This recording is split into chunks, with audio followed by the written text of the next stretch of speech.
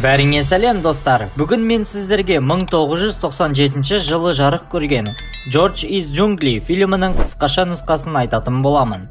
Осыдан 25 жыл бұрын Джордж есімді сәби африкалық джунглиде апатқа ұшырап, табылмай қалған еді. Джордж өскенде джунгли патшасы болды. Оның патшалығын американдық Урсула Стэнхоп зерттемекші. Ол өзінің күйеу жігітті Уайлды және онымен бірге келген екі жалдамалыны көргенде қатты таңғалды. Ол қалыңдықты Сан-Францискоға қайтарғысы келеді, бірақ әзірге ол тауға шығып, орангутандардың қалай өмір сүретінін көргісі келетін Урсулаға қосылуы керек. Жергілікті гид есімді адам биіктігі 2 метрден асатын ақ орангутан туралы әңгімені айтып береді. Ол толған айда шығып, неше түрлі дыбыс шығарып, өзіне әйел іздеуде. Таңертең гориллалар патшаға шабуыл туралы ескертті. Көп ұзамай Маймыл тауының етегіне туристер отряды келді. Енді олар тұңғиықтың үстіндегі орман көпірінің бойымен өтуі керек. Уайл әзілді жасауды ұйғарып, оны тербете бастады. Барлығы қорқып кетті, бірақ биіктен оның артындағы африканды құлап кетті. Нельзя отправлять неопытных людей в подобные экспедиции. Уайл жұмысшылардың енді оған қарсы екенін түсінді. Сондықтан ол темекі тарату арқылы оларды тыныштандыруды шешті. Бірақ бірден оларды тапанша зажигалкамен қорқытып жіберді. Ол сондай-ақ африкалықтарды тірі суреттер арқылы таң қалдыру үшін оларға фотоаппарат берді. Бірақ олар камераның басатын жерін біледі. Уайл олардың күлгендеріне ренжіп, қалыңдықты қолынан ұстап, 2 метрлі орангутанды табу үшін оны қалың орманның ішіне апарады. Кенет арыстанның ақырған дауысы естілді. Біраз уақыттан кейін жыртқыш қалың ботадан секіріп шықты. Уайл дереу қашуға тырысты, бірақ шалынып құлап, есін жоғалтты. Урсула бәрі бітті деп ойлады, бірақ содан кейін ақ орангутан бұтадан пайда болды. Расында ол ұшып өтіп, ағашқа соқтығысты. Ал құлап бара жатып бұтымен барлық бұтақтарды сындырды. Шарасыз ұрыс басталды. Арыстан жігітке шабуыл жасады. Олар 1-2 соққымен алмасты. Ағашты итеріп жіберіп, Джордж күшті соққымен арыстанды құлатты. Содан кейін оны баскетбол добы сияқты айналдырды. Соңында үстіне секіріп, шынтағымен ұрып төбелесті аяқтады.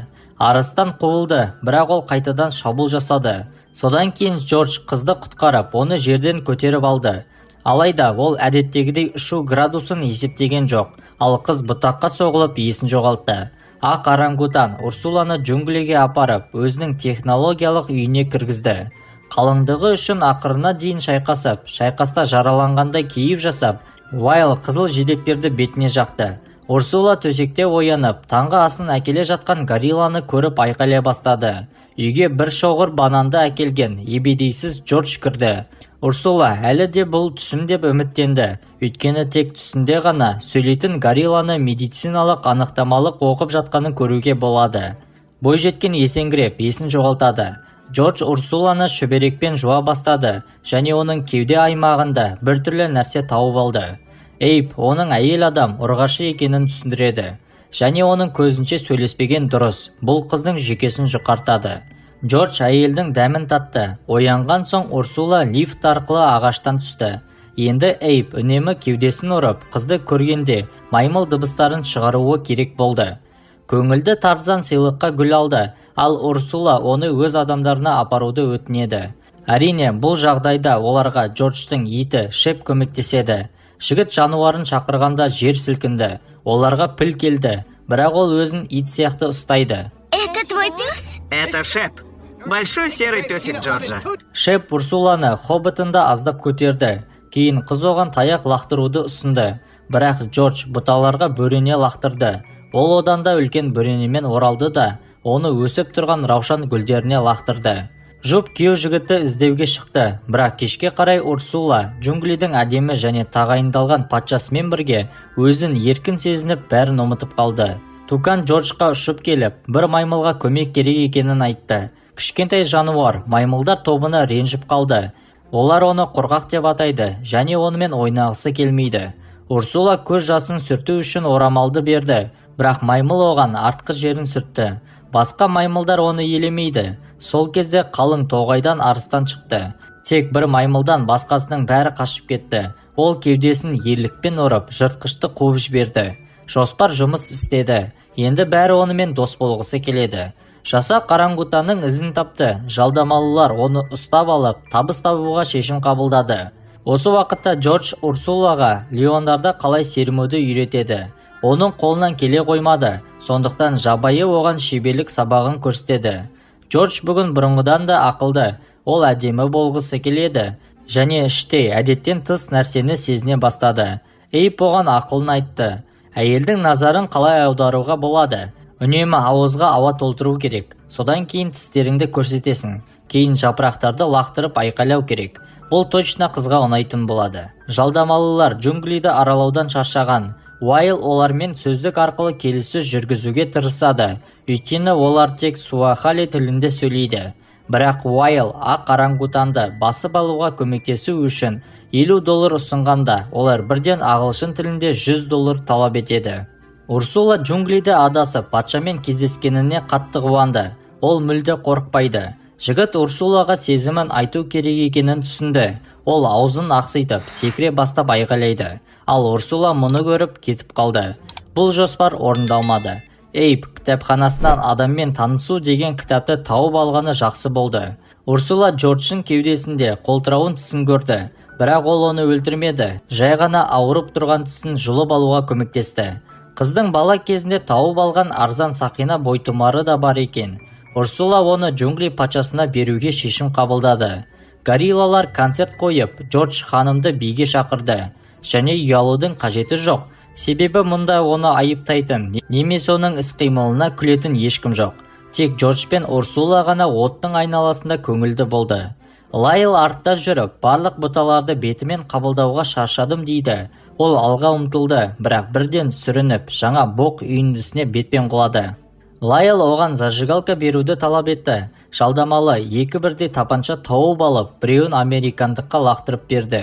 Жасақ ақ түсті орангутанды тапты. Ол қарапайым адам болып шықты, және мүлдем зиянсыз. Бірінші болып баруға Лайлдың батылы барды. Қажет болса, ол жабайы адамды зажигалкамен қорқытатын болады. Урсула үйден шықты, және ол өзінің күйеу жігітімен кездескеніне мүлде қуанбады. Өйткені ол қызды арыстанның қасында тастап кетті. Браконьерлер пілді көрді. Там слон. А что есть у слона? Блохи. Бивни. Олар оқ жаудырмақ болды, бірақ Эйп олардың алдынан секіріп шығып, Шепті қашуға шақырады. Сөйлейтін горилла одан да жақсы болды. Жалдамалы оны нысанаға алды. Джордж жануарды қорғау үшін жүгірді, және Уайл оған оқ атты. Бірақ Джордж өлген жоқ, өйткені ол басты кейіпкер. Ал Урсула өте бай қыз екен, сондықтан ол жігітті отанына жеке ұшақпен жеткізеді. Оған білікті көмек көрсетіледі. Браконьерлер елден депортацияланды, ал жалдамалылар адамды кім атқан анықтау процесіне қатысады. Енді Лайл түрмеге түсетіні анық. Дегенмен Макс есімді жауыз әлі де маймылды ұстап, Лас-Вегасқа әкелуді жоспарлап отыр. Джордж Сан-Францискода көлікпен келе жатыр, ал Урсуланың анасы қызын күйеу жігітпен бірге көруді күтуде. Әйел оның Африка түрмесіндегі қамалып жатқанын әлі білмейді. Жабайы бір орында отыра алмайды, ол әдеттегідей өзін жарақаттап алды. Жуынатын бөлмеден жаңа ғана шыққан жалаңаш жабайы адамды көріп таңғалған Беттидің құрбысы үйге келді. Ясно, почему он король джунглей. Джордж Урсуланың шкафынан тапқан бірінші затын киіп алды. Қыз досын үлкен жылтыр үңгірге апарды, және онда Джорджқа киім әпереді. Көп ұзамай ол Луи Виттонда өте жақсы көрінетінін білді. Анасы көшеде ерлі зайыптыларды байқап қалады да, Лайл Африкадан джунглидан оралмағанын бірден білді. Қожайынсыз Шеп орнында отыра алмай, гориллаларға тыныштық бермеді. Урсулаға анасы қоңырау шалды. Сними трубку. Жұмысқа кетіп бара жатып, Урсула Джорджтан ешқайда кетпеуді өтінді. Қызметкерлер мен оның әкесі келісімге байланысты оған тосын сый жасады. Жабайы адам кофе ғашықтарды біріктіре алады деген жарнаманы көрді. Сондықтан ол осы кофені мүмкіндігінше көп ішуі керек деген ойға келеді.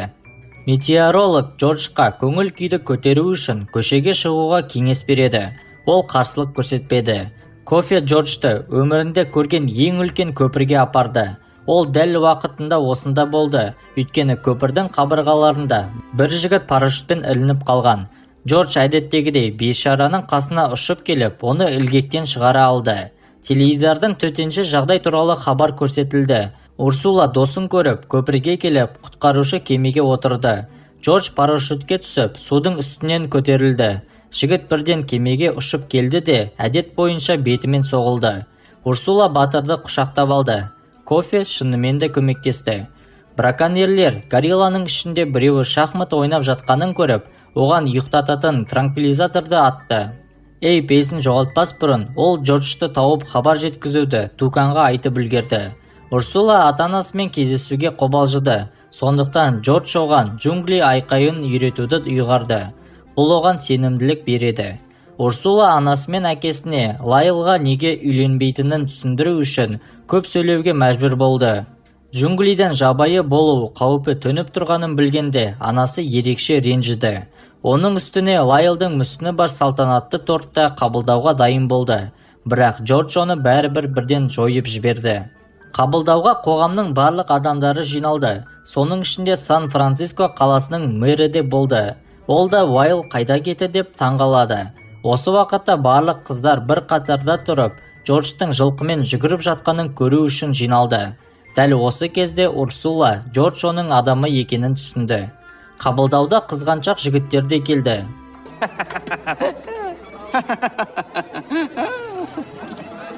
Анасы Джорджты террасаға апарып, Урсула екеуі жұп бола алмайтынын айтты. Себебі жігіт оның деңгейіне жетпейді. Содан өлім қаупімен қорқытты.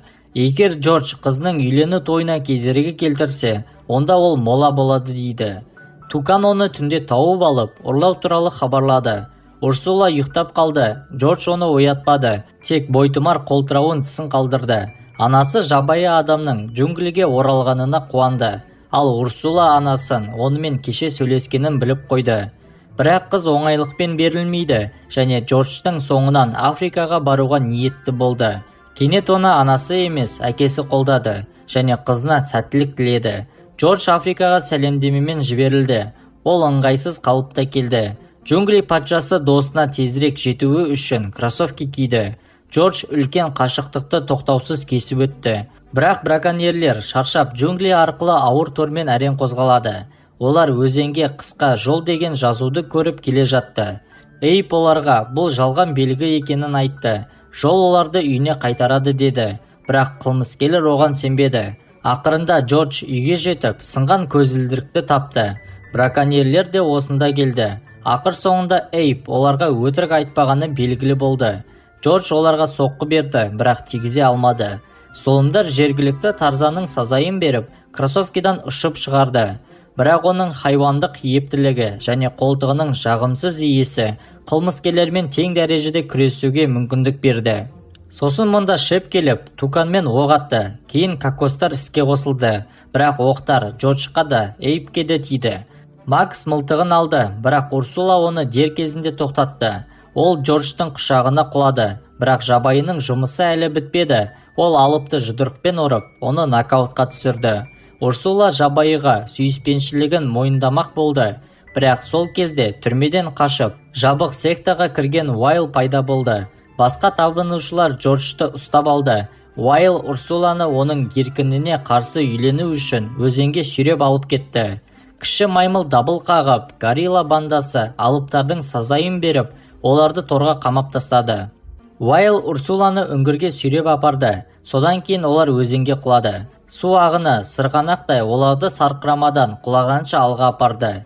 Шамасы оларды қайық күтіп тұрғандықтан бәрі ойластырылған болды. Джордж болса алға ұмтылып, кейде лимандарды жыландармен шатастырып алды.